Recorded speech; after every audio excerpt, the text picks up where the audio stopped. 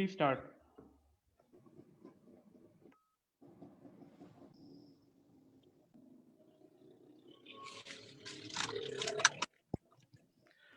Please ji start. Bismillahirrahmanirrahim. Assalamu alaikum. Uh, Today is the world 71st anniversary of World Town Planning Day. This day is celebrated all over the world since 1949. This day was started by Professor Carlos from Argentina.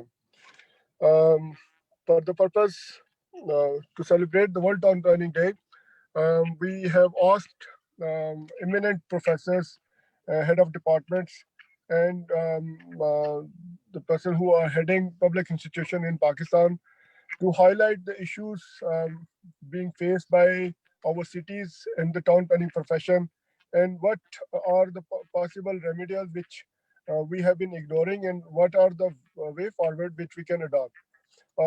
This day is being taken up by Iqbal Institute of Policy Studies, which has been working on all aspects being faced by not only by the cities but also the humans and different calamities.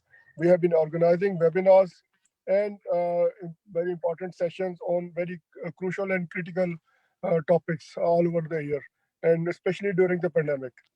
In today's session, we have Vice Chairman LDA SM Imran, who has been the force behind reviewing of building bylaws, setting up new standards for Lahore development authorities.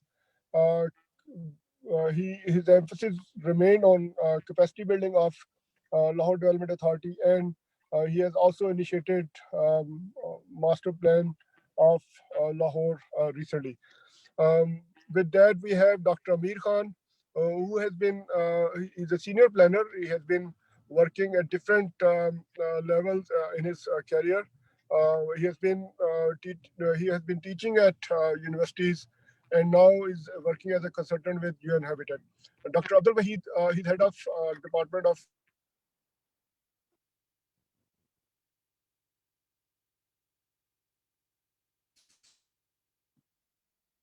Urban teaching at University of Management and Technology.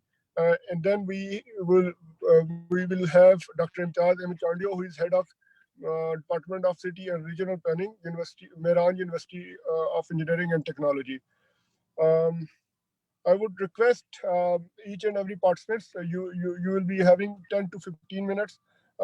Please concisely tell us your experiences and what do you think why town planning is so important, and what are the possible remedies which we can do to improve town planning importance and significance in the world. I will in Pakistan. For the first, I will ask SM Imran to please tell us what are your views. SM Imran, please. Sir, thank you so much for having me on this call. Really appreciate it. आपने मुझे बहुत अच्छे लोगों के बिठाया. So really appreciate that. And I'm not a planner or anything, but I'll share all my experiences that I've learned. And I've learned alongside yourself because you've been a very lead role in making LDA what LDA is trying to become these days. So really appreciate your role in this as well. Uh, I'll start with a simple logic. When I came to LDA, I am not a planner, not an architect, not an engineer. I'm a businessman by profession. And when I was sent here on the government's assignment to do something different here, stop the irrelevant things that are happening in LDA, it was a unique surprise for me as well. During my journey, what I did realize was that LDA is the only, technically speaking, authority in Lahore design and focused on making the master plan for Lahore and ensuring the land uses and everything as well. Unfortunately, in the past 18, 19 years since the master plan was made, we made many, many negative strides. Starting from 2013, when the master plan was first amended, then 2014 it was again amended, then 2015 it was again amended, and then 2016 that it was again amended. As far as I've understood, the master plan is something that is made out of detailed studies, and you can't stop on it or change it whenever you please and desire. So that was probably the biggest problem that Lahore faced. I'm not going to challenge the merits of when the master plan was made, if it was right or wrong, but at this specific moment, that master plan that we are following, I personally feel is flawed. A new master plan, of course, is in the offing. It's desired. It was supposed to happen in 2021. We're targeting the same date. The entire committee was formed. There were new TORs made and everything. I can go in the details later on as well. But the most important thing that I want to discuss at this specific moment is what went wrong. We made regulations for stopping the construction. We made rules for stopping the business. Whereas we're supposed to facilitate where we can. We're supposed to make people comfortable in working with the government. So if the government is designed or assigned to at the end make the master plans, it has to be ensured by the government that it is people friendly. You cannot make any law of the world anywhere in the world which is not people friendly. So I personally felt when I came here that the laws are so broken or so diluted that at the end of the day, the people don't even know what they're following or which law they're going to use. When we came and we were directed by the government that we have to institutionalize all the authorities, all the government departments that we work in. The only way to do that is make sure that the laws are right. So we started off with the building regulations. Khurram Saab was kind enough to be a part of it. Then we went on with the land use rules, the land use regulation, the private housing scheme rules, joint venture rules, and everything we've been doing on and on. Everything we're focusing on is to create some sort of ease of doing business as well. Now, when I say ease of doing business, I don't want to just create buildings and buildings and buildings. A part of the master plan is required to have agricultural land as well. For me, what I've understood is that the planning is a science where you ensure sustainable cities. And the cities will only be sustainable when you actually have the agriculture and the food security under under your consideration as well. Whereas in Lahore, when I came to LD, I realized at the end of the day, everyone is only thinking housing, housing, and housing. Housing is not what LDA's primary job is. LDA's primary job is to ensure that the master plan is strictly followed, ensuring the sustainability of the city, which is at risk at this specific moment. So right now, the new master plan that's getting made, sustainability is the key element of the entire master plan. Going forward, what I've realized with time is that our planners in our departments, they are there, but they are severely incapacitated. No one has actually trained them or spent money on their training. When we sit in front of them as private planners, when I see Khurram Saab sitting there or his colleagues sitting there from private sector, they have an exposure around the world. They've traveled so much. They talk about what's happening in London, Singapore, Munich, any other place. But when we're talking to our planners sitting in LDA, they have no exposure. They probably never stepped down to Karachi as well. So unfortunately, we have made them so backward on the new learnings that they can't even, technically speaking, understand what the world is talking about. So when it comes to my understanding of what's really needed to be done at this specific time, one, we need to really start planning to train and build the capacity of our planners. Planners, architects, whatever you call them, other people as well coming in, but this is an important field. Without a proper planning of a city, the city will fail. So the importance of the planners is far beyond what I had actually ever thought. They are the ones sitting down, deciding with their research studies and everything what has to be done next and where it has to be done.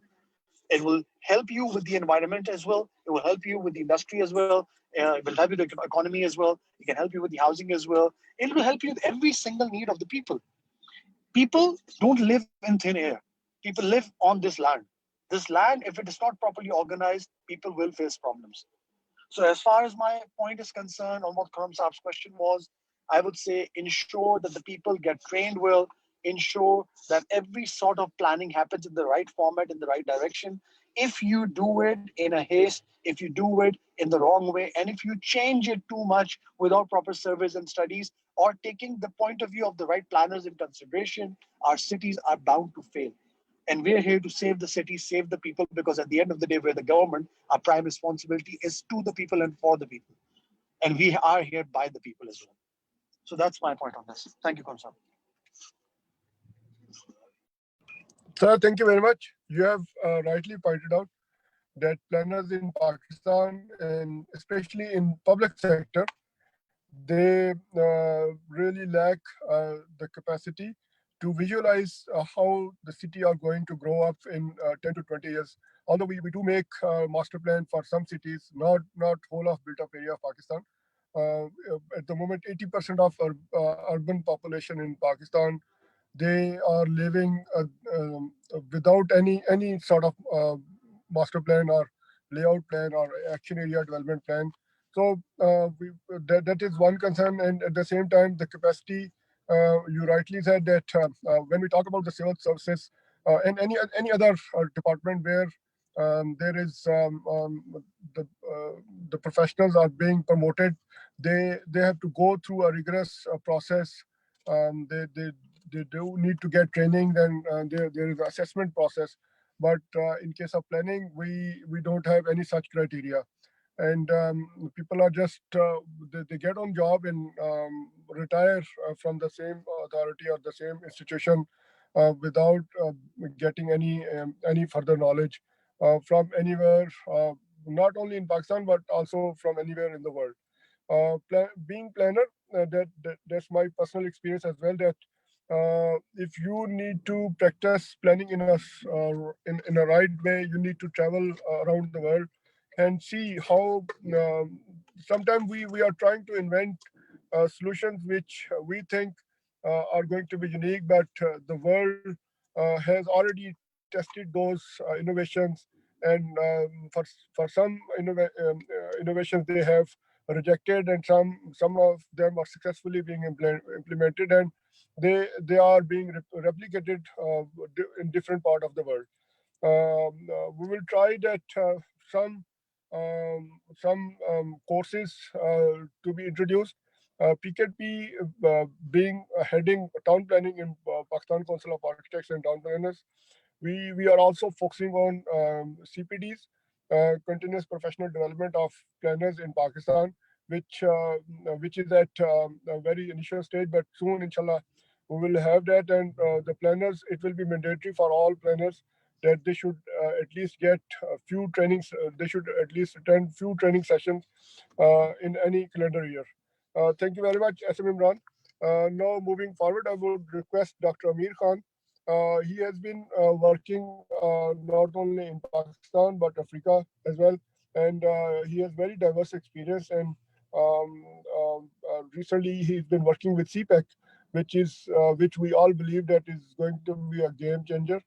I would request him to share his experience with us and tell us what we can do for planning profession in Pakistan. Uh, Dr. Amir Khan, please, over to you. Assalamu alaikum. First of all, everybody listening to me? Yes, sir, we can hear you. You please continue. First of all, I'm really very thankful to the Forum Sahib for providing me this opportunity to talk on this very important day, the town planning celebration day. I would be rather focusing on the urbanization issues and challenges, particularly in Pakistan. You can see on the screen a global view of the cities, how the urban areas are distributed. And because of the importance of the urban issues and cities and sustainable development, this is included in the sustainable development goal. Now, there are various issues. There are definition issues of the urban areas. In Pakistan, globally, there are three main criteria for the urban. The first one is the service function or the socioeconomic characteristics of the city. Another criteria is the population size. And another third one is the city government and the administration. In Pakistan, we are following the criteria of the city government. Wherever we have the town committees, municipal committees, cantonment board, we call those areas as urban. And also we have the major cities as well. If you see this graph, about 50% of the world population is urban, and it will goes up. So urbanization is inevitable, and the process will go on, and there are serious issues, particularly in the developing countries. Uh, there are so many issues, and in order to address these issues, we need trained manpowers to handle these urban issues. And because of this present COVID corona situation, the urbanization pattern will change as well. The growth, which was very rapid, will be slowing down. All people will start working from their home rather than going to the offices. So with the and also with the advancement of the technologies, so we are expecting changes in future too. Now, historically, if we see the cities play a very important role. They are the growth engines, marketing, consumption, hub of knowledge, innovation, institution, place of learning, creativity. All these ideas are emerging from the cities, from the urban areas. And if we historically, cities were developed along with the rivers, the early hydraulic civilizations like the Nile valleys, Euphrates and Tigris, Indus Valley civilization, where we have the Mohenjo-daro and Harappa, and the organic cities, the walled cities like Peshawar, Lahore, Multan, even small town like Behra and Hazro. So and then with the colonial period, we have the development of the cantonments and the mandi towns, and then later on the satellite towns. And we have also built new town, the brother and sisters of the British new town, like Johorabad. This Thal Development Authority area was very important. And in Thal Development Authority, we built the new town. And then of course, capital city, Islamabad, and also the industrial town. So these are the few examples. And also we have the displacement town like New Mirpur and Tarbela township. These are the towns which were built after the building of the water reservoir. So town planning is a very important issue, and there are so many disciplines involved in the town planning. Not only the architects and town planners, but also the social scientists and other people are also involved in town planning. And the issue is that how we keep our planner updated with latest knowledge and technologies used in the urban planning. And this urban planning profession, this emerged after the industrial revolutions. Before the industrial revolution, this urban planning was not as taught in the universities, but after this industrial revolution, we have the serious issues like the health issues, cholera epidemics and like that. And that was because of the mixed land use, industrial, residential, and these land uses were all mixed together. And because of this no land use planning, serious health issues emerged. And then policy planner, they thought that what we should do. And they started with the legislation that we should have the urban legislation, and then we should have the plan. And then the proper implementation of the plan. In Pakistan, During 1981, the proportion of the degree of urbanization was 28.3%, and that increased to 32% in 1998. The last census, 36.4% people were living in the urban areas, and by the 2030, it is expected that half of the people will be living in the urban areas. And the issue of urban areas is not only the provision of housing, but also so many other things, the infrastructures and industries and job opportunities. And recently we were looking at the Clean and Green Pakistan program. We saw that the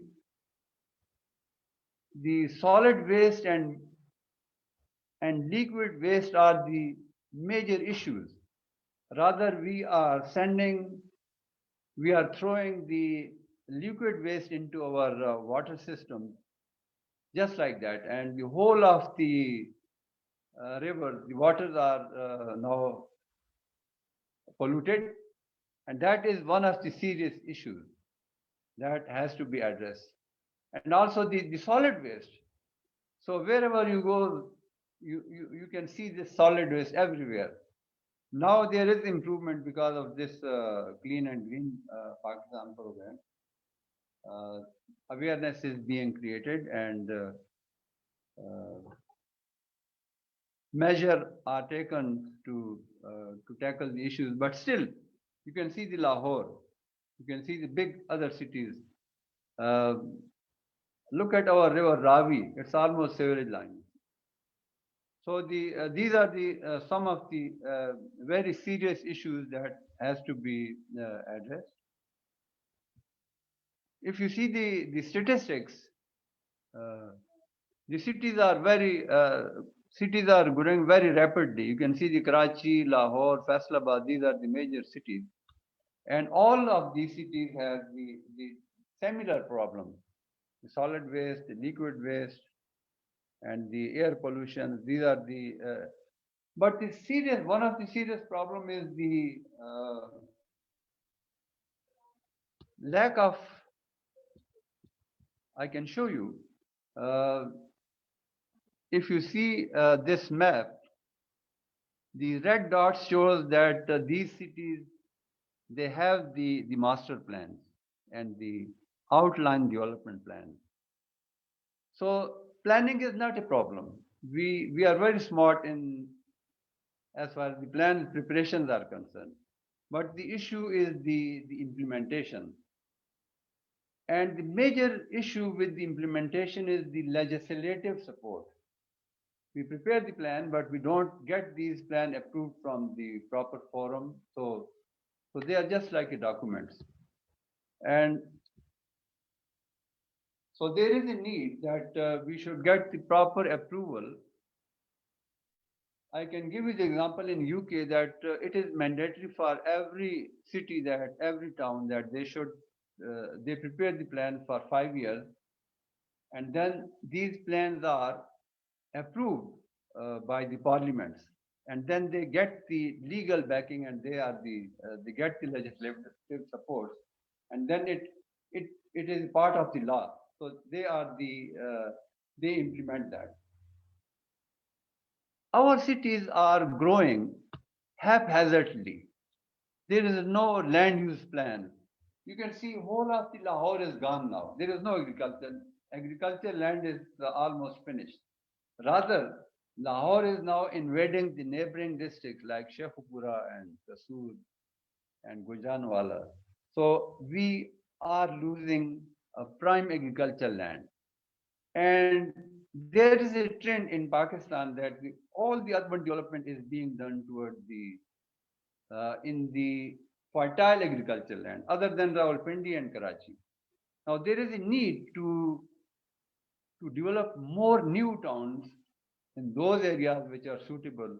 And I think this CPAC western route, this is ideal. rather I used to call it Western Pakistan.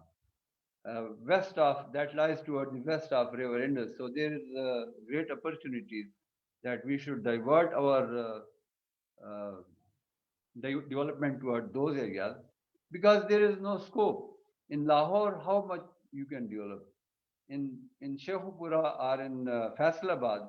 So there is a need to divert this development, and those areas which are not ideal for agriculture, we should build new towns. So one of the solution is we should learn from the advanced countries like UK, France, and even Malaysia. They have built the new towns.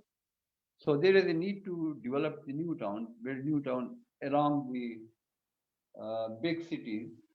And this in CPEC we have the special economic zone, and wherever we have this CPEC routes, where we have the interchanges, near the interchanges we can develop the new towns, and we can develop the businesses and job opportunities and all these things. So this land use planning is very important, and we should use the land use, the soil classification, and we should try to protect the prime agricultural land. Another important issue is that now we should think of going vertical, because there is less scope. The horizontal, if we spend horizontal, if we develop our cities horizontally, then we will lose the prime agricultural land. And good thing is that now this trend is emerging. You can see in Islamabad that there is this culture of flats is coming, and there is a vertical urban development. So these are some of the the issues and solutions. So Dr. Amir Khan, आपके पास 2 minutes हैं. You can wind up your. yes, I'm winding up. You see. Now I'll give you the example of Peshawar. Here on slide you can see the growth from 1900 to 1947. You can see very small Peshawar, and then from 1947 to 61 you can see this map, and then in 84, and then this is 2012, and here is the structure plans I was referring, that we are very good in planning, but the issue is the implementation. You can see these are the call it cellular pattern or the grid pattern, and this is a structure of one grid. And here you can see as far as the implementation is concerned, we were able to implement only this ring road, and only the southern part of Peshawar we were able to develop this ring road. So we are very good in planning, but as far as the implementation is concerned, we are very poor. And capacity buildings and trainings and awareness and involvement of communities and involvement of people and horizontal coordination between different departments, these are the shortcoming, and I think we should work on that. And thank you very much for providing me this opportunity. Over to you. Sir, Amir Khan, thank you very much.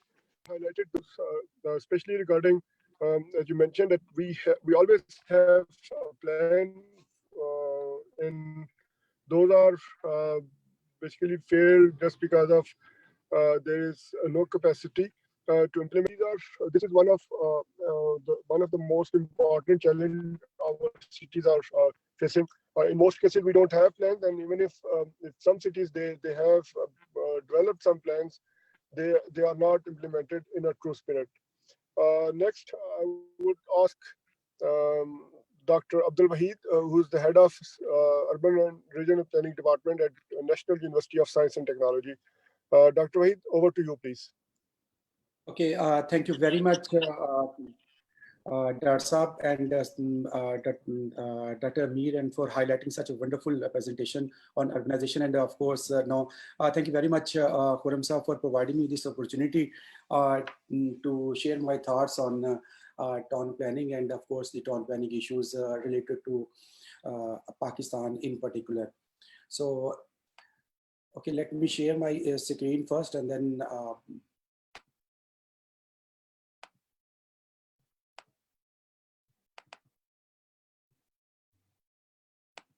okay guys, my screen is visible to all? Yes, we can see Okay. you. Okay, thank you very much. So today, just going to discuss very precisely and directly to the issues and opportunities what we have on this very important day for the town planning, the World Town Planning Days. Myself, Dr. Abdul Wahid, and I am heading the Urban and Regional Planning Department, National Institute of Sciences and Technology. We are, of course, a very young institute offering master and PhD degrees in urban and regional planning at Islamabad-based university. So as I mentioned that Dr. Amir has already very thoroughly explained the phenomena of urbanization and its threat in the Pakistani context as well. But just taking from his points, what my observation regarding the urbanization is that urbanization is not an issue.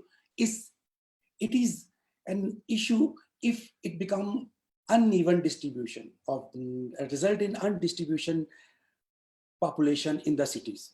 And that has been seen in the case of Pakistan and Africa as well. That majority of the population which is migrated from the rural area to the urban area, that is being concentrating into the big cities. And these big cities are merging into the mega cities. And as we all know that in Pakistan or even in the third world countries, we have a very poor urban management system. That's why over cities or the mega cities are becoming the problem cities.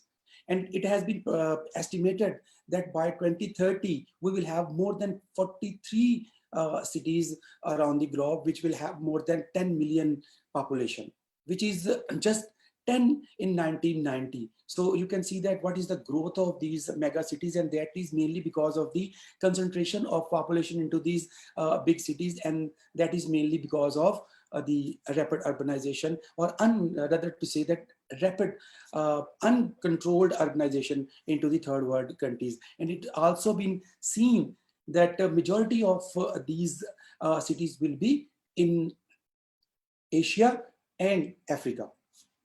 Now, if you can see this picture, actually it gives you a very good message. And that message is that the people are right now, they are static, they are not moving, but our cities are moving.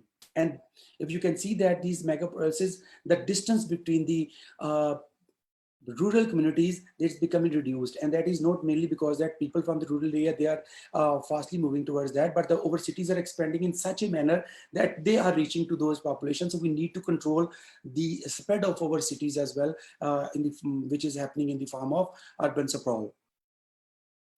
So based on all these things, I will highlight 4 major issues which I believe that very critical in context of Pakistan. Like no future plans, as mentioned Dr. Mayor and even Asam Imran said as well, that we have a very limited cities and towns which have a future growth plans. Though we have master plans, but we haven't implemented them in the true sense.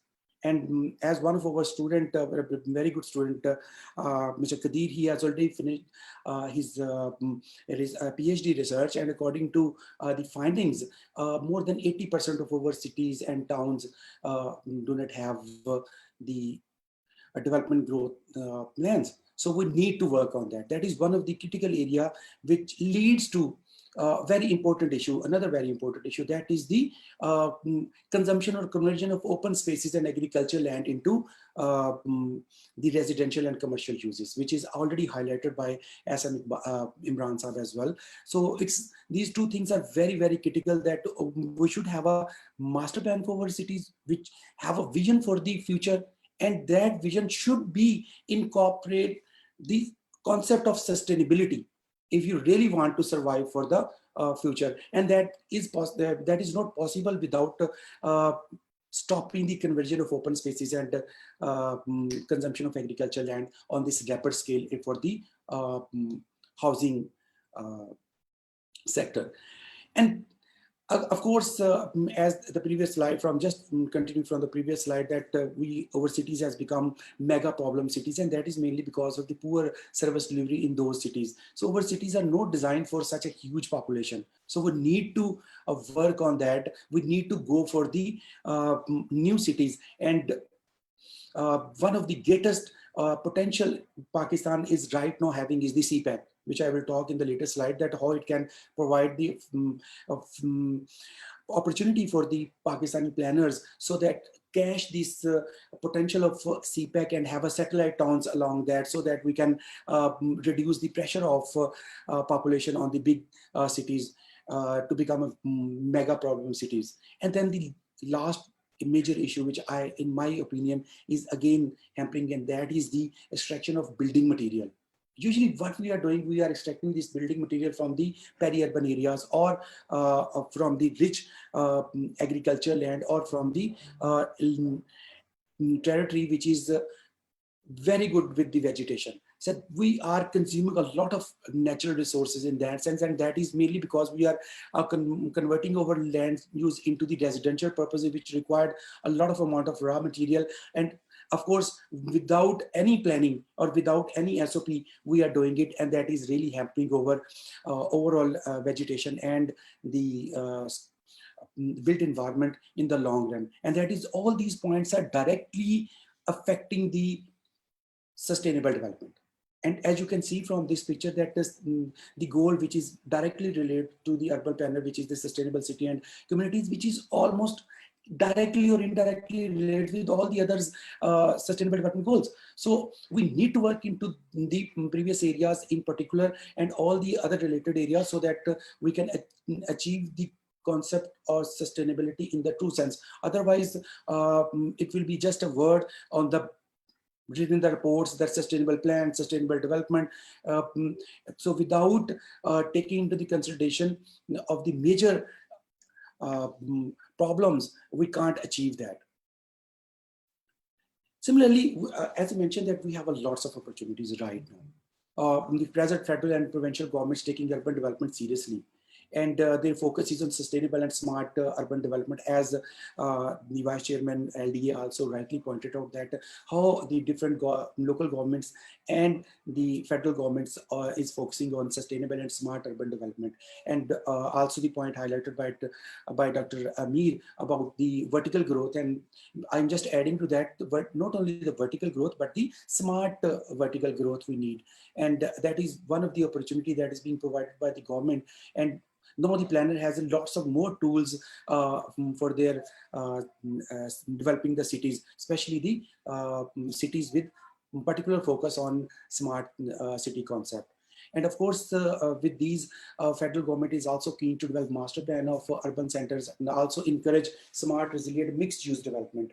Now, why it is so? Because the government has really realized that cities has the potential to create lots of revenues, and without revenue, the government can't work. So one of the major revenue sources, cities, and cities, that's why they are well said that they are the engine of growth.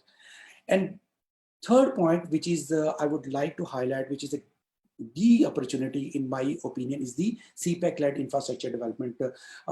And of course, along CPAC, we have a great opportunity for the satellite towns. We need to identify for those and have to and present to the government that these are the potential areas which can be developed or as a alternative satellite towns, which can reduce the scope of urbanization in the major cities, and also the SECs, where the role of planner is seen as a very limited. So we need to integrate the urban development with the SECs as well, so that these SECs can be made successful. On the other hand, what we have seen in the previous exercises of SECs plus export-oriented zones, almost 90% of our export-oriented zone has been failed. That is mainly because of the poor connectivity and the poor land allocation and location.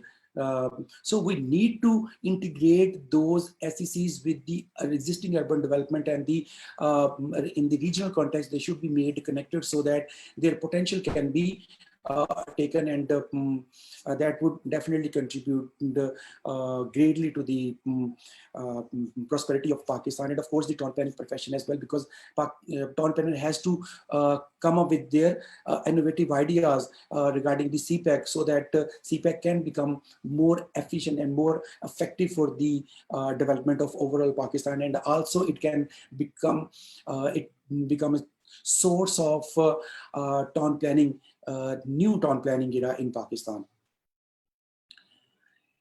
No, the way forward. I will just talk about two things. I mean, most of the time we are listening many things, but in my own perception, on this day, I would like to say that we need to promote entrepreneurship in town planning, like engineers and like other disciplines. No, they are coming. They're from the traditional jobs. They start to work independently as a separate town planner, so that the entrepreneurship activity can be started like in UK and even in US as well. So this will provide a great opportunity for them, so that they can exercise different new innovative ideas, which I believe we cannot exercise while remaining in the public sector institutes. I'm really impressed what Mr. SM Imran has said, that how he has realized that the low capacity of the planners working in the LDA, though I was also part of LDA back in 2011.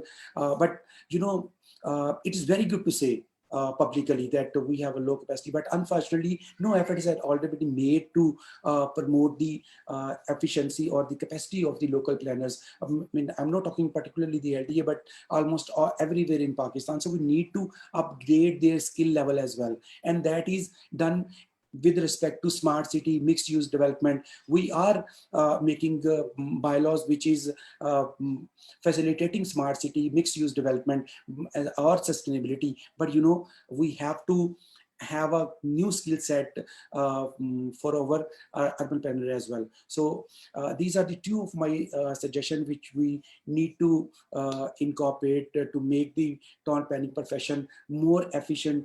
And of course, I would like one another point of our fresh and new young town planner who is working very hard to making this town planning profession in line with the international standards.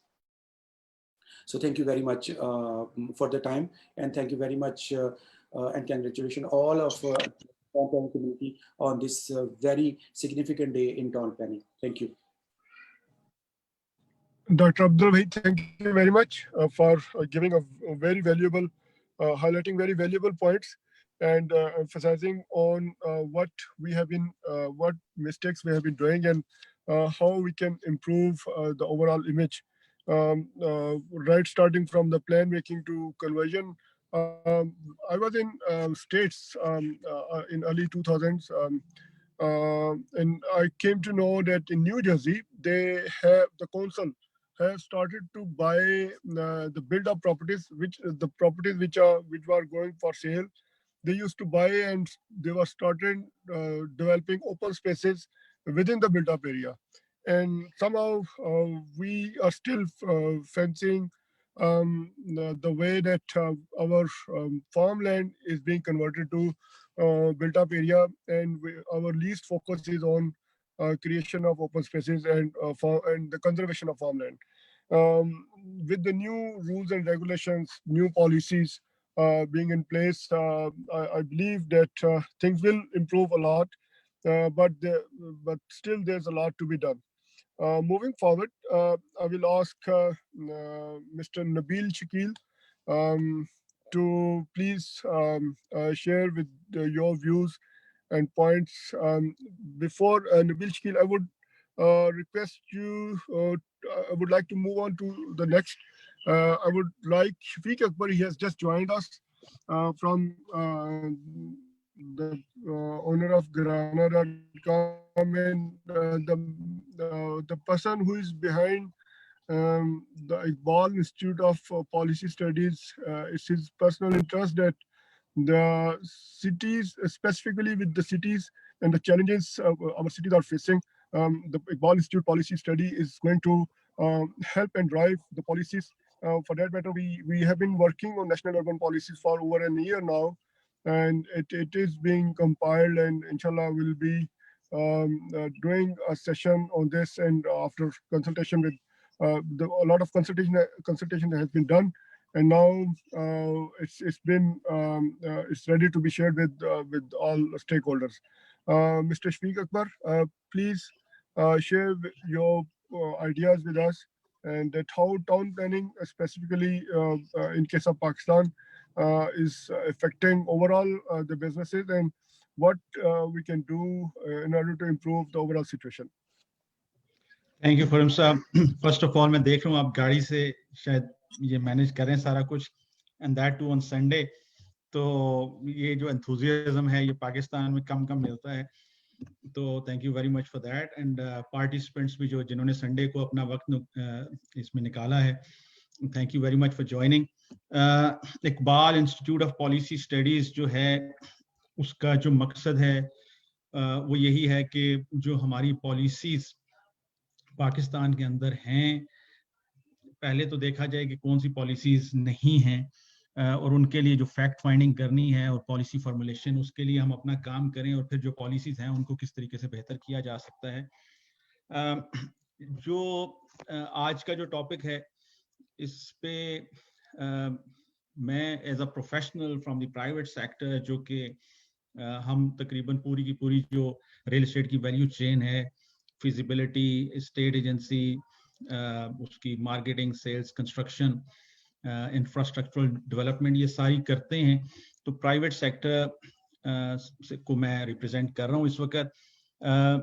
मेरा ज़्यादा वक्त चूँकि पाकिस्तान से बाहर गुजरा है, तो वहाँ पे मैंने देखा है कि बड़े अच्छे तरीके से प्लानिंग के थ्रू चीज़ों को एग्जीक्यूट किया जा सकता है, जबकि पाकिस्तान में इतनी अच्छी प्लानिंग नहीं है, और उसको कैसे बेहतर किया जा सकता है उसके लिए खुरम बगड़ साहब, आप लोग और बहुत सारे और लोग जो इस एफर्ट में शामिल हैं, वी वर्किंग टुगेदर.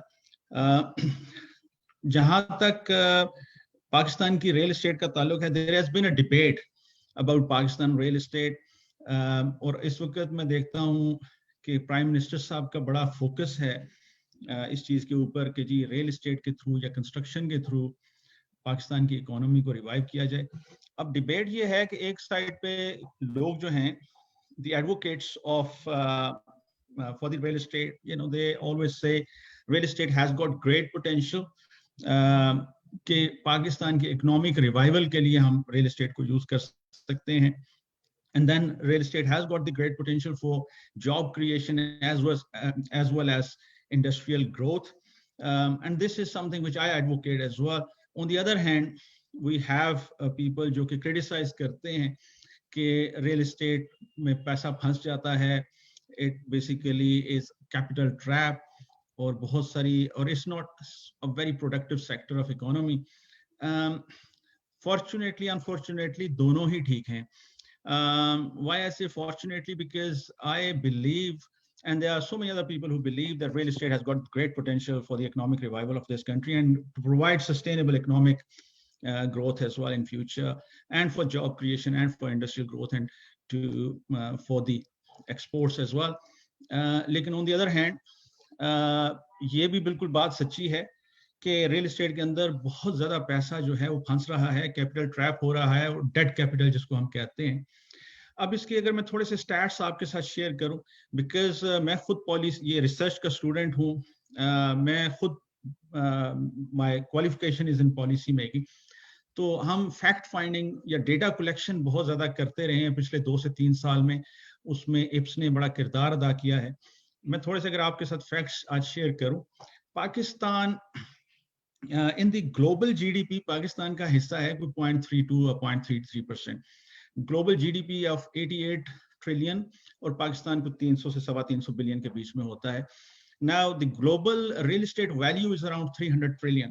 So हम जब 0.33% को ग्लोबल वैल्यू पे लेके जाते हैं तो पाकिस्तान की वैल्यू निकलती है रियल एस्टेट की समवेयर अराउंड 1 ट्रिलियन. लेकिन हमने जो इसका एम्पिरिकल डेटा इकट्ठा किया है उसमें ये वैल्यू आती है somewhere around 1.5 trillion.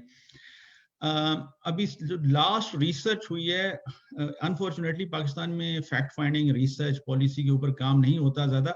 Last research हुई है, मिनिस्ट्री ऑफ कॉमर्स ने की है, 2007 में शायद ये हुई है, जिसमें इन्होंने वैल्यू डाली है पाकिस्तान की कुछ 700 ट्रिलियन। अच्छा, अब पाकिस्तान में प्राइम मिनिस्टर साहब वो घर बनाना चाहते हैं 50 लाख, और उसमें बड़ा क्रिटिसिज्म भी आता है, लेकिन ऑन द अदर हैंड ये बड़ा इजी है। चाइना ने 7.4 million houses on year two year basis बनाए हैं 2008 और 2018 के बीच में। हमारे नेबरिंग कंट्री दूसरे हैं, उनका नाम समटाइम्स आपको पब्लिक फोरम पे नहीं आप लेते, but India is doing it as well. By 2022 वो काफी सारे घर देने जा रहे हैं। हमारा जो प्राइम मिनिस्टर साहब का ये इनिशिएटिव है 5 मिलियन घरों का, ये बड़ा इजी है, बट अनफॉर्चुनेटली इसको भी ऐसे समझा जाता है कि ये कोई ऐसा काम है जो पाकिस्तान नहीं कर सकता। कोई 25 से 30 billion dollar year two year basis पे चाहिए, और इतना ही तकरीबन रियल एस्टेट के अंदर आता भी है। प्रॉब्लम जो सबसे बड़ा है, अभी रेरा भी आया है, which is going to, well, it is aiming to regulate estate agents as well as the developers. However, that is going to tackle only 20% of the problem.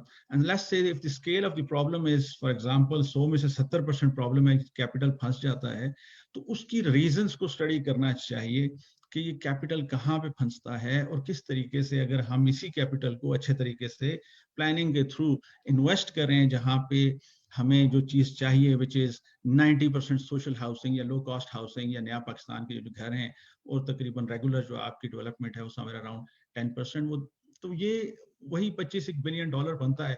जब ये पैसे आ रहे हैं तो क्यों नहीं उससे वही काम हो रहा है जो हम अचीव करना चाह रहे हैं। उसकी बहुत बड़ी वजह ये है कि नेशनल लेवल पे कोई अर्बन प्लानिंग का मैकेनिज्म प्रॉपर नहीं है, हैज़ार्ड कंस्ट्रक्शन हो रही है। आज सुबह मैं एक आर्टिकल खुरम बगट साहब ने लिखा द नेशन में, वो पढ़ रहा था, और उसमें भी इन्हीं चीज़ों का तज़किरा है कि पाकिस्तान के अंदर अनफॉर्चुनेटली विदाउट प्लानिंग डेवलपमेंट हो रही है। ना तो it's basically on one hand this is the responsibility of the institutes at the state level. On the other hand, this is the responsibility of the developers as well. Unfortunately, we don't really have policies. इस वक्त अगर पाकिस्तान में देखा जाए तो सिर्फ 0.5% जो है वो प्रॉपर प्लान्ड एरिया है, और विदाउट प्लानिंग बहुत ज़्यादा इस वक्त डेवलपमेंट हो रही है। ऑन द अदर हैंड अगर मैं देखता हूँ अपने डेवलपर्स को, जो हमारे भाई हैं, तो वो भी गट फील के ऊपर अपना काम कर रहे हैं, प्रॉपर प्लानिंग डेटा इंफॉर्मेशन नहीं है, और ये वजह है कि 60 से 70% जो डेवलपमेंट हो रही है अनफॉर्चुनेटली वो हो ही गलत रही है। इस वक्त तकरीबन 206 प्रोजेक्ट्स हैं वर्टिकल, इधर पिंडी इस्लामाबाद में, लाहौर में भी तकरीबन इतने हैं, कराची में, बाकी शहरों में भी आप देखेंगे। हॉरिजॉन्टल सोसाइटीज़ की बात करें तो पिछले 50 साल में तकरीबन 6,300 से 6,400 हाउसिंग सोसाइटीज़ जो हैं वो मार्केट हुई हैं। अनफॉर्चुनेटली उन हाउसिंग सोसाइटीज़ में आधी आज भी अप्रूव नहीं हैं। इसी तरीके से जो वर्टिकल प्रोजेक्ट्स बन रहे हैं, अगर पिंडी इस्लामाबाद की बात करें तो 206 में से शायद 20-30 प्रोजेक्ट्स जो हैं वो कामयाब होंगे। कमर्शियल प्रोजेक्ट्स की मैं बात कर रहा हूँ, और जो प्रोजेक्ट्स कामयाब नहीं होंगे, या जो ऐसी हाउसिंग सोसाइटीज़ बन रही हैं जो आज से 20, 25, 30 साल तक भी आबाद नहीं होंगी, तो वो पैसा जो उनमें जा रहा है वो वहाँ पे फंसा रहेगा, वो वाकई ही इकोनॉमी का हिस्सा नहीं बनेगा। और ये बहुत बड़ा प्रॉब्लम है। पाकिस्तान का रियल एस्टेट सेक्टर या दुनिया के रियल एस्टेट जो है वो दुनिया की ग्लोबल जो ओवरऑल नेटवर्थ है उसका 80 to 90% होता है। इसको अगर हम सही तरीके से इस कैपिटल को डायरेक्ट करें प्रॉपर प्लानिंग के थ्रू, जहाँ पे जो डेवलपमेंट होनी चाहिए वो अगर हो, तो इसमें अगर 50 लाख घर का हम एम लेके चलते हैं, which is half of what we need here in Pakistan, तो हमारी जो इसके अंदर जॉब क्रिएशन है वो तकरीबन 25 से 30 लाख की हो सकती है। एट द सेम टाइम अगर हम इस जो हम रियल एस्टेट डेवलपमेंट करते हैं उसी में अगर हम देखें कि कितनी ऐसी चीजें हैं जो हम इंपोर्ट करते हैं, कमर्शियल रियल एस्टेट डेवलपमेंट में तो तकरीबन 80-90% चीजें इंपोर्ट होती हैं। वो जो चीजें हम इंपोर्ट कर रहे हैं उसके लिए हम क्यों ना यहाँ पे अपनी कैपेसिटी बिल्डिंग करें, जिसको मैं इंडस्ट्रियल ग्रोथ कहता हूं। और अगर हम अपनी जो डिमांड है 2 करोड़ घरों की 2030 तक, और उसके साथ जो हमारी कमर्शियल या हॉस्पिटैलिटी या इंफ्रास्ट्रक्चर डेवलपमेंट या हमारी जो हम टूरिस्ट साइट्स बनाना चाहते हैं उनकी डिमांड अगर पूरी करने जाएं, اور اس کو پراپر پلان طریقے سے یہ ساری چیزیں کریں تو ہم انشاءاللہ میں سمجھتا ہوں ذاتی طور پہ کہ تقریباً 5% انڈسٹری کو بڑھا سکتے ہیں, the contribution of industry towards the G D P. آج اگر 20% کنٹریبیوشن ہے انڈسٹری کا جی ڈی پی میں تو وہ تقریباً 1.25 کروڑ جابز ہیں. یہ 5% اگر انکریز ہوتا ہے تو یہ تقریباً 30 لاکھ اور جابز کریٹ ہوتی ہیں. یہ بڑے اچھے طریقے سے یہ ساری چیزیں کی جا سکتی ہیں, ہاؤسنگ نیڈز پوری کی جا سکتی ہیں, اس کے اندر جاب کریشن کی جا سکتی ہے, انڈسٹریل گروتھ کی جا سکتی ہے, کیپیسٹی بلڈنگ کر کے آپ ایکسپورٹس اپنی بڑھا سکتے ہیں. And if you do it all then obviously this can act towards the economic revival of Pakistan and I'm a strong believer of that. And I think such initiatives جو ابھی آپ لوگ لے رہے ہیں اور جس طریقے سے آپ یہ ایک combined effort کر رہے ہیں, اور انشاءاللہ we will be making these efforts, we've already taken a lot of such initiatives and انشاءاللہ پوری کوشش ہے اس کو لابی بھی کیا جائے, ہر جگہ پہ اس چیز کو ایڈوکیٹ بھی کیا جائے, اور انشاءاللہ اگر یہ سب کچھ ہو جاتا ہے تو یہ پاکستان کے لیے ہماری بہت بڑی کنٹریبیوشن ہوگی. Thank you very much.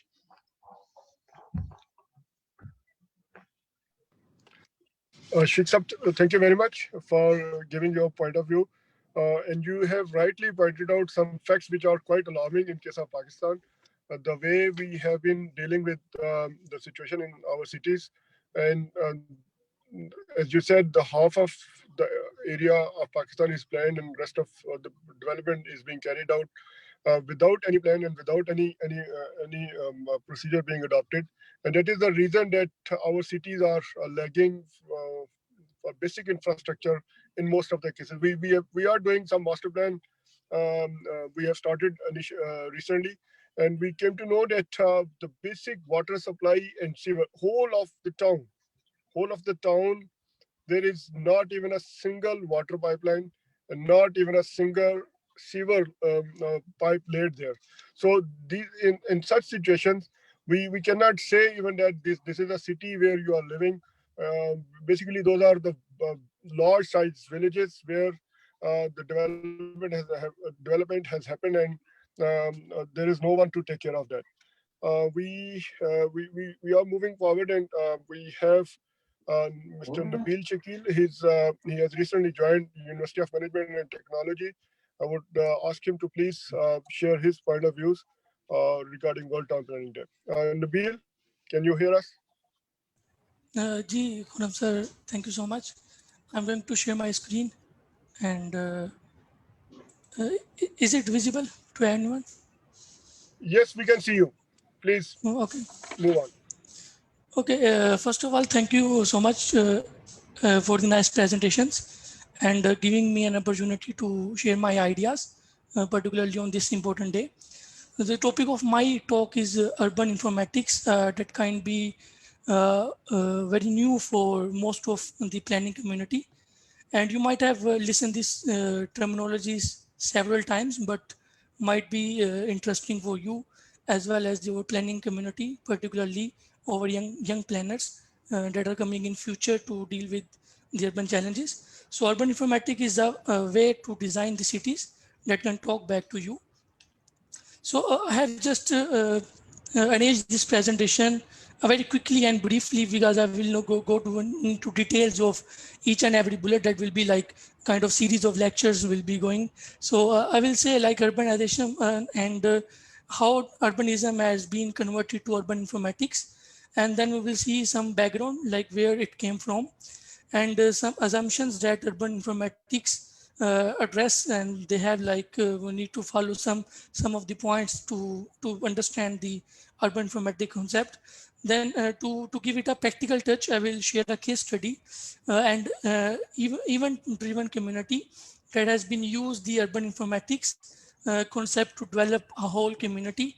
And then particularly we will see our ways forward and how we can learn the lessons from this new emerging domain, and how we can implement them in our policies and decision making, particularly in planning context of Pakistan.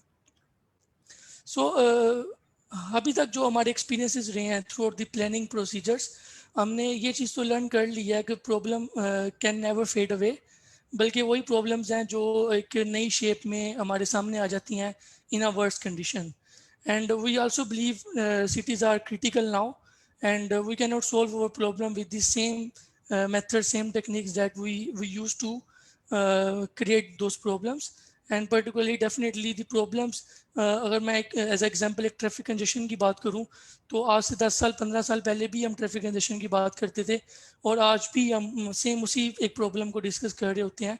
Although we have widen over roads or new infrastructure developed and everything is going in a very planned way, but still problem जो आज से 10-20 साल पहले थी, आज भी हमें वही देखने को मिलेगी. That's mean the methods and the ways we are currently dealing with the problem is basically वो टेम्परेरी तौर पर उन प्रॉब्लम्स को just like to fade away, लेकिन वो इन फ्यूचर वही प्रॉब्लम जो है वो दोबारा से हमें देखने को मिलती. That's mean we need to change our methodology, we need to change our thinking how to deal with the problems, and particularly we will see some practical examples in case of Pakistan. So urbanism day पे ये definition यहाँ पे mention करना मैं काफ़ी ज़रूरी भी समझता था.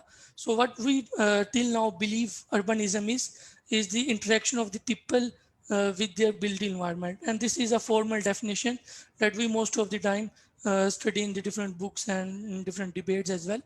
And in particularly in this definition we see there are two vectors, and those two vectors are people and places. But I personally believe कि ये definition जो है ये 20th century kind of concept है, but now we have people, places, and we also have a technology, and we can convert this urbanism definition from 20th century to 21st century just by adding one more actor, that is technology, because we are living in the technological revolution periods. So not only people, not only places, but their interaction with technology can become like advanced kind of urbanism studies. So how these three are interrelated to one another.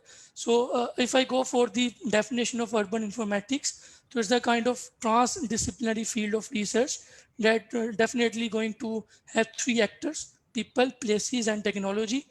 If we see them separately and then we combine them into one study, then we came across the urban informatics. If we talk particularly to the people, so most of the time we will be talking about community, humanities, communication studies within people, and we will be like doing some experiments to study the people behavior.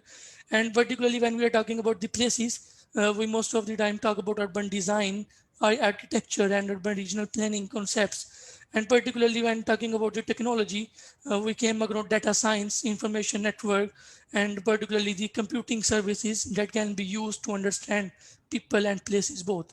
And in combination of these three, we came across the urban informatics.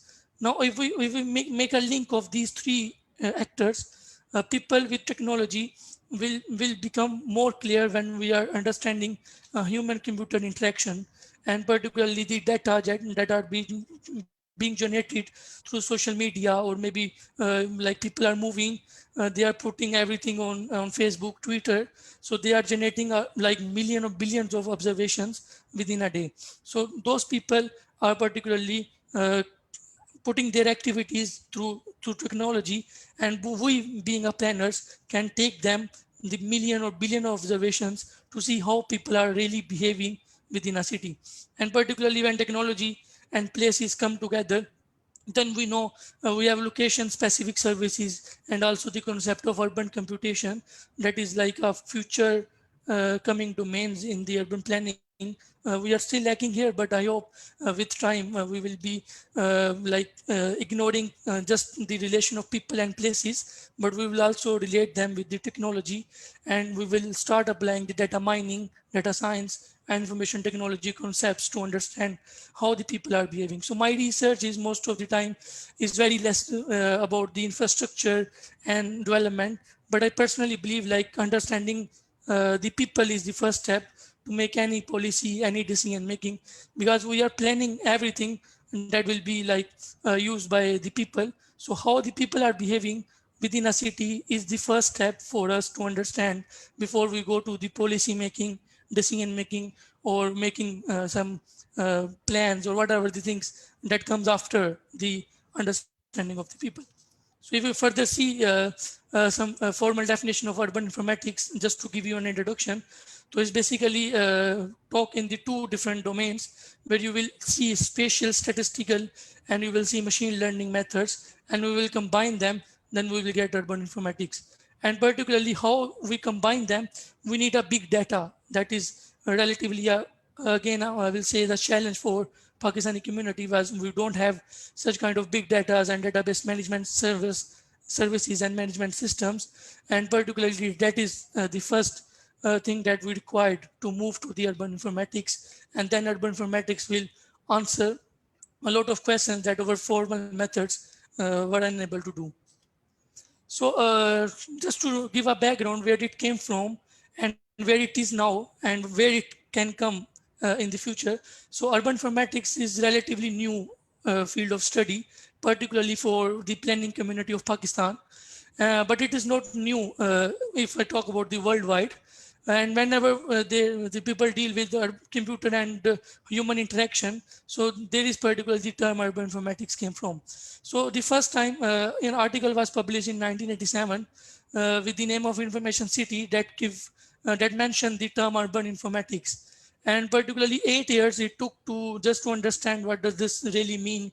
And after 8 years, University College London was the first to develop a research center with the name of Center for Advanced Spatial Analysis. And after that, from 1995 to 2017 till now, even we have 25 research centers that particularly belongs to USA, British, Australia, and 1 or 2 in India as well. So India is the only one country in the Asia that are currently working in the domain of urban informatics, and the majority are from the USA and British side. So if I sum up all the urban informatics into the pi is a very famous symbol in mathematics. So if I say the pi of urban informatics, so that has the 4 corners. The first corners will be like analytical reasoning. We need to see the disciplines like how to acquire the data, how to integrate it, how to analyze it, and how to visualize it using the machine learning and artificial intelligence methods. That is particularly, as a previous presentation talked about the smart cities. So these are the particular solutions to shift toward the smart cities. And the other side is talk about the critical thinking, where definitely we can apply urban informatics in housing, in transportation, public health, sustainability, in every domain of planning, where we can use the urban informatics applications to take better decisions and to make better policies. So there are a lot of assumptions that we need to understand for urban informatics, but I have just mentioned 1 here, and there may be dozens of assumptions, but I've just quit them and mentioned only the important one. The first assumption says it is a place of full strangers. As we know, as everyone talk about urbanizations and everybody talk about globalizations, so we know traveling to one city from another city is not a problem now. And our world, not only Pakistan, the worldwide, they are becoming like global, and then people are moving from one place to another place with no time. So the cities always face and experiences the new people. Now I will say one thing here, like if I make a policy that is going to address the people of Lahore, maybe after 5 years, those people might be they change the city, or the new people they came to Lahore because they are continuously migrating. So that's mean we need to be a kind of dynamic nature here. So the city, they always like a full strangers, and that is the one point we need to keep in mind when we are making our policies and we are taking some decisions as well. The second assumption is a mobile opportunity. Now we know the mobility. Whenever we see the talk of mobility, there is a very common phrase in the 21st century, like mobility as a service. Like you are giving some offers, even in mobility in any domain of the planning. So you are basically expecting something in back. Like for example, if you make a master plan, so your expectation is the people will follow it, and everything will goes as you plan. But that means everything is going to be as a services where you do something and you expect something in return. So same is a locational information is going everywhere, where people in the community are like generating a lot of data on the daily basis. We can see from social media, from Twitters, from we have a GPS tracked systems in our mobile, and all these stuffs are going to change the future of the cities. And the third, we have a network of the cities. Like if I have just picture here, like city A is dependent upon city B, C, D, for example. And we can say like B, C, D, small cities are also assisting the city A. So in those cases, we are going to have a like global kind of nature that is not only the economic, maybe social dependence of one city to another small cities. So in these ways, individuals from one city is going to have a good influence on the people of the other cities. For example, if city A is Lahore, and if we see the vehicle ownership rate is continuously increasing, and because people are feeling more player to have their own to drive their own vehicles, that means the city B, C, D who are assisting the city A, they will start producing the spare parts, and according to all the, they are like their economy will be changed just because they are assisting the city A, and whatever the interest is going in city A, their interest will influence the other cities as well, because they are like dependent on the a bigger city. So in that cases, migration patterns and the people behavior within a city, definitely we need to understand to make our plans and policies more effective. So just to share an example, to give a practical touch here, I have mentioned a very small event-driven community that is an example in the Washington DC. So how this urban informatics and the people linkage with one another uh, become a result to become a new community. So for example, we have individuals here, and those individuals start connected with other individuals from some other places through some online system, maybe some social media. And when they become friends, their social medias online system converted to the offline systems, and those people become closer to one another. So they started to colonialize, they started to shift to a particular place, and that's mean their online interaction become offline interaction, and they start making a formal community, small community. And when they started small community, definitely the parking regulations of that area, the commercial activities of that area, all things started changes. So started from this single person or two persons, their interaction become a group of persons start making community, and then community change everything, your land use pattern and each and everything. So that's mean from this online to offline communication, if we understand how these patterns are generating and how the people are going to decide where to move next, we can like prepare ourselves in advance to make as it is better. So this is how like they have a new community kind of example. But what to do if communities already exist, like we are living already in these cities? So in these cases, how urban informatics can help you? So for example, as I told, we have a mobile phone, we have a GPS tracking system here, we are using a SIM card, and we are being tracked every time. Although like the SIM card companies are tracking us, GPS devices in your car are being tracked. So all these things, as a planner, if I look to the data generated by the people, how they are behaving in a city, where they are moving, which things they are buying, which particular locations are more busy in the peak hours or in the off peak hours, and all these things are really important for us. So there is a questionable thing here, like although we know the data are being generated on the very large scale, but we do not have access to being a planner. If there might be a big question to us, like we do not have access to them. So I personally ask, like if we don't have access to those particular tracks or those particular data, so okay, that's a one problem that we are currently facing. But are we ready to tackle such issues? For example, if the company, cellular company, give us the tracks of the last 6 months happening in the Lahore city, so are we planners are ready to take the challenge to understand the data, to understand the methods that will be needed to tackle such big kind of observations? So definitely there are two ends. One end, I personally believe we planners are particularly not ready for the future, and we definitely need a skill set that the industry demanding skill set that will need in the future. And also on the other end, our organizations do not have Naveed, any you have 2 kind of. minutes. Yes, yes, Naveed, you I'm have 2 winding up. minutes. Yeah. So basically, those database management system, we need to address the issues. So just to way forward, definitely, this is the correct and right time to introduce urban informatics in the Pakistan, because we are living in the global urbanization and digital revolution kind of period.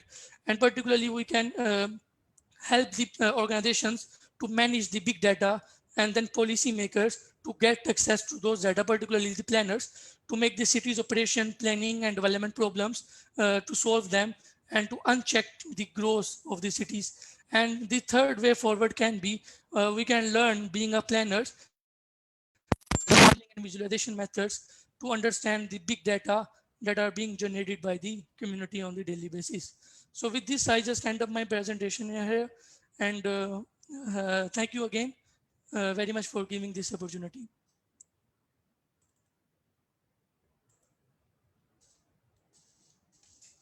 Over to Nabil, you, sir. thank you very much.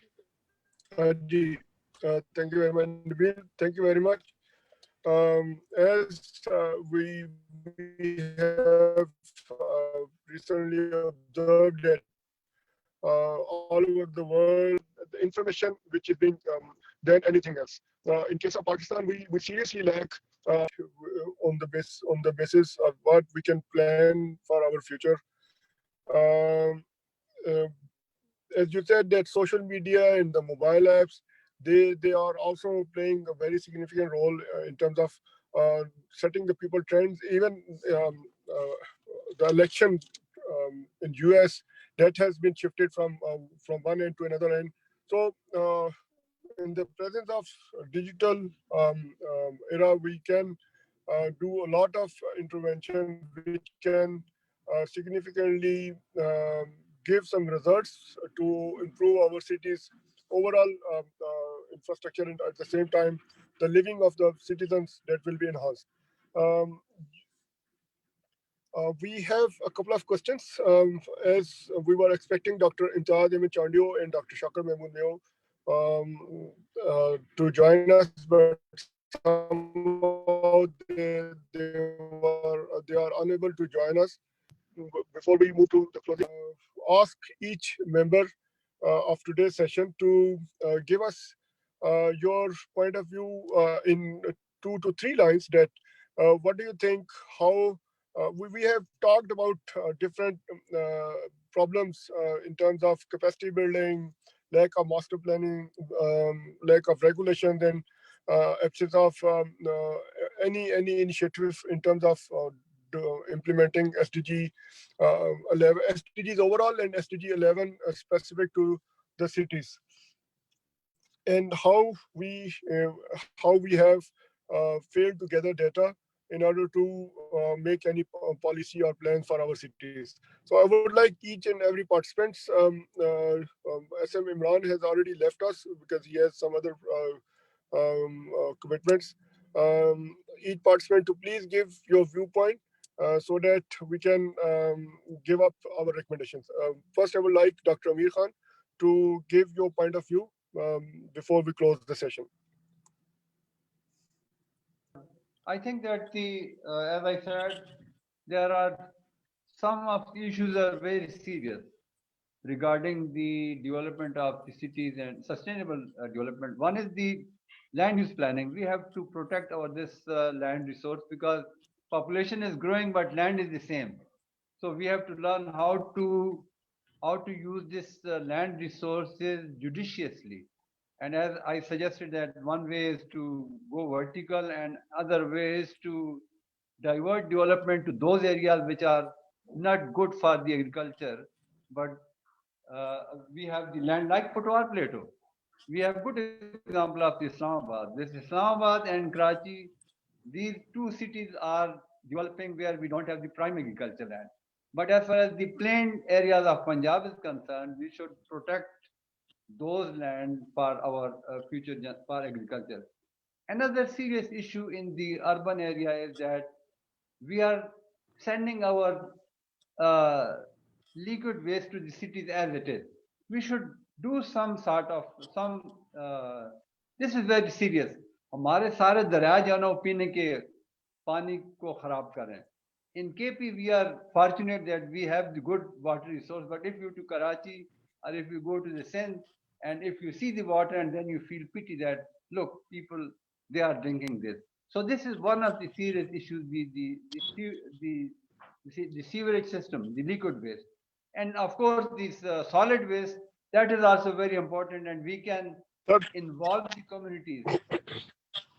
There should be recycling, and we should use our local institutions. sir, thank you very much. अगर हम अपने local जो इदारे हैं उनसे कहें यार सफाई के ऊपर भी कभी बात किया करो.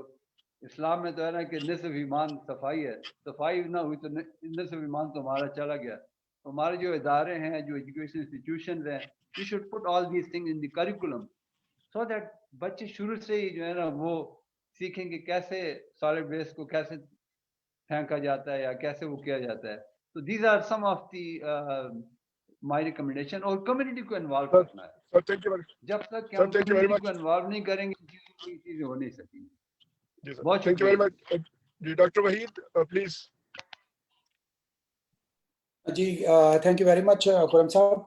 Khurram Sahab, what I would like to say, of course, we are talking a lot about focusing on city planning, urban planning, and proper master planning. But unfortunately, one of the gray area which we are having is the regional plans. So we need to make the urban plans in line with the regional plans. So if you really want to get the touch of sustainability, so without integrating your urban plans in the regional context, we can't achieve the concept of sustainability for the whole of the regions.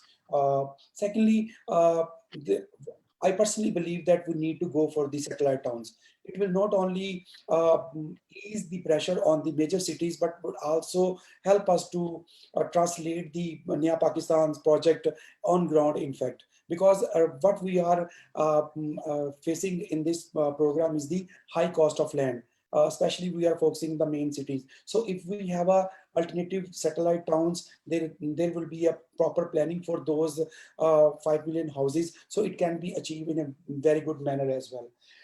Third point, and that would be my last point as well, which is related to the vertical growth. Of course, government is focusing a lot on the going for the vertical, but unfortunately, without any planning right now, because we need to understand that going vertical need a particular kind of infrastructure as well.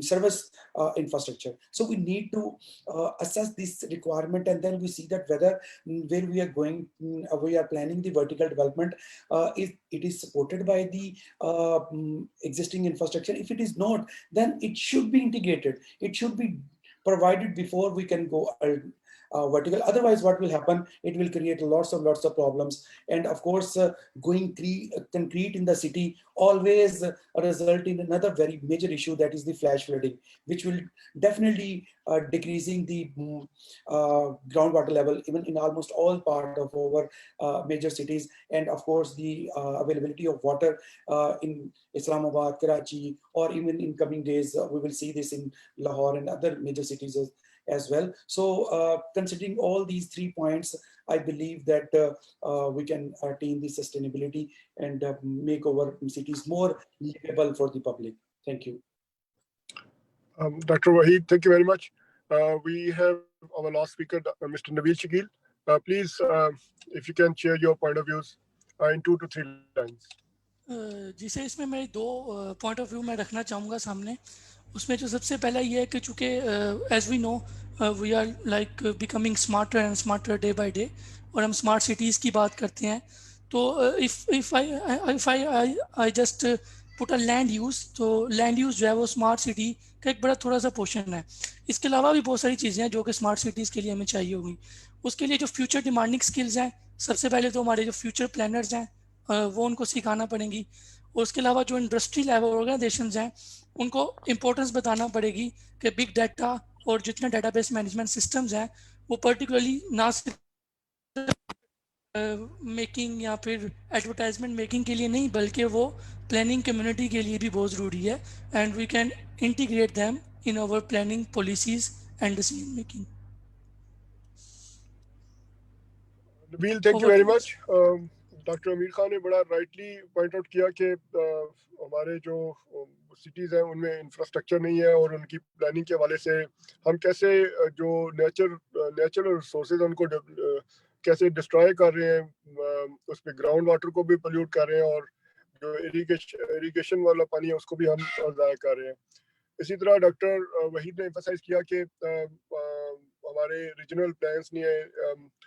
ہم master plan of city کی تو بات کر رہے ہوتے ہیں, لیکن city stand alone کوئی بھی دنیا میں ایسی شہر نہیں ہے جو خود ہی ساری چیزیں کر رہا ہو. اس میں اوبیسلی فارم لینڈ ہے. ریجنل کانٹیکس میں بڑے شہر جو ہیں وہ کام کر رہے ہوتے ہیں, تو وہ پلان نہیں ہوتے ہمارے یہاں.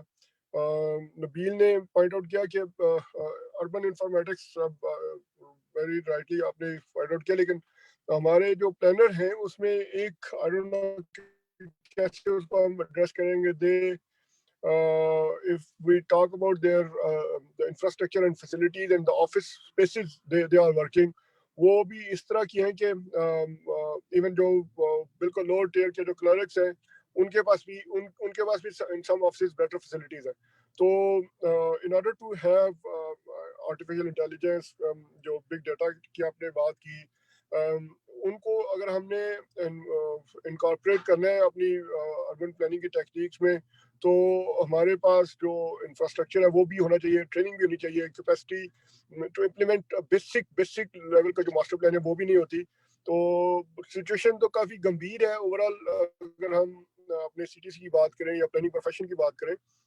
لیکن مجھے خوشی اس بات کی کہ جو ابھی کرنٹ گورنمنٹ ہے عمران خان صاحب کی, اس میں کافی چیزوں کو اسپیسیفکلی سٹیز کے اوپر کافی سیریسلی کام ہو رہا ہے. 5 ملین ہاؤسنگ کی جب ہم بات کرتے ہیں تو اوبیسلی وہ بھی ایک بہت امبیشیس پلان ہے, لیکن جیسے شفیق اکبر صاحب نے کہا کہ وہ ہو سکتا ہے انڈیا نے, چائنا نے ود ان 1 ایئر اس سے زیادہ گھر جو ہیں وہ ڈلیور کیے ہوئے ہیں. تو ہم بھی کر سکتے ہیں. صرف یہ کہ جو انوائرمنٹ ہے, جو ایز آف ڈوئنگ بزنس ہے, اس کے اوپر بھی کافی کام کیا. تو وہ ملٹیپل پرابلمس ہوتے ہیں جن کو ایڈریس کرنا ہوتا ہے, اور وہ پروونشل اور فیڈرل گورنمنٹ جو ہے اس کے اوپر کر رہی ہے کام. ریرا کو انٹروڈیوس کیا جسٹ ٹو ریگولرائز کچھ چیزیں سنس انڈیپینڈنس, وہ ایسے چلے جا رہی ہیں, ہوئی جا رہی ہیں, لیکن ان کو سسٹم میں لانے کی کوشش نہیں کی گئی. تو for the first time in last 2 years coffee policy level پہ انیشیٹو لیے گئے جن کو ہم نے امپروو کیا ود کولیبریشن ود پارٹنرشپ, اور بہت سارے اداروں نے اس پہ کافی سارا انپٹ دی. تو ود دس نوٹ میں ایس ایم عمران, شفیق اکبر, ڈاکٹر وحید, نبیل شکیل, ڈاکٹر امیر خان, آپ سب کا بہت شکر گزار ہوں کہ آپ نے ویکینڈ پہ اپنے جو مصروفیات ہے اس میں سے ٹائم نکالا to mark down world town planning day, اور اس کی سگنیفیکینس کے حوالے سے آپ نے بڑے اچھے آئیڈیاز شیئر کیے. آئی ہوپ کہ جو ہمارے ینگ پلانرز ہیں اور جو پلانرز اس وقت پبلک سیکٹر میں یا پرائیویٹ سیکٹر میں کام کر رہے ہیں, وہ ان کو آج کی اس پوری ایکسرسائز سے کافی پوائنٹس ملے ہوں گے جس کے اوپر وہ سوچیں گے اور اس کے اوپر سٹی کی امپرومنٹ کے حوالے سے کچھ انیشیٹو لیں گے.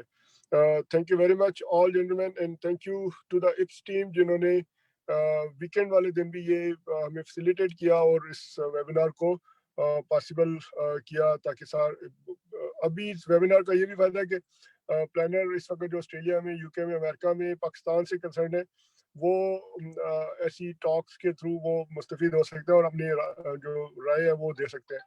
سو thanks to its team as well. Thank you very much. So inshallah, we'll be in touch again, or we'll be discussing more topic in the future. Thank you. Thanks a lot. Allah Hafiz.